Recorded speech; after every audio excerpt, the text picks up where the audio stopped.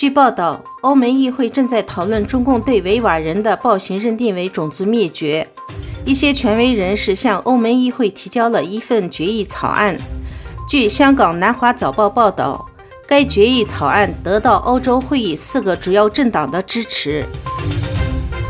中国国安部近日公布了《公民举报危害国家安全行为奖励办法》，以此鼓励公民举报危害国家安全的行为，规范举报的奖励工作。根据该措施，举报者可获得最高10万元以上的物质奖励，或者颁发特别证书给予精神奖励。因土耳其总统埃尔多安的邀请，委内瑞拉总统马杜罗6月8日对土耳其进行了正式友好访问。访问期间，两国领导人举行了代表团之间的会谈，并见证了两国签署了旅游、农业和金融领域的3项合作协议。6月8日，中亚5国加中国外长第3次会晤在努尔苏丹举行，各方在友好、互相尊重与信任、富有建设性和相互理解的氛围中，就如何落实各国元首在2022年1月25日举行的中国同中亚5国建交30周年视频峰会上所提建议进行了全面研究。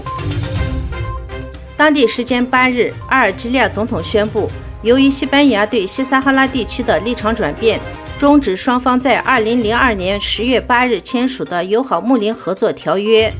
阿尔及利亚方面认为，西班牙政府放弃此前的西撒哈拉传统中立立场，转变支持摩洛哥的西撒哈拉自治计划的举动是不合理的。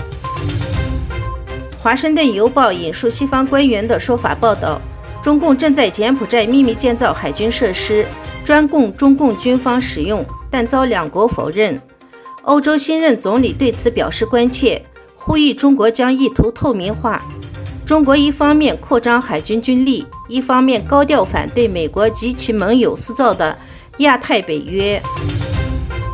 俄罗斯外长6月8日在安卡拉与土耳其外长会谈，建立保障乌克兰运送粮食船只安全的黑海通道条件时，表示准备在土耳其的合作下，保证离开乌克兰港口运粮船只的安全。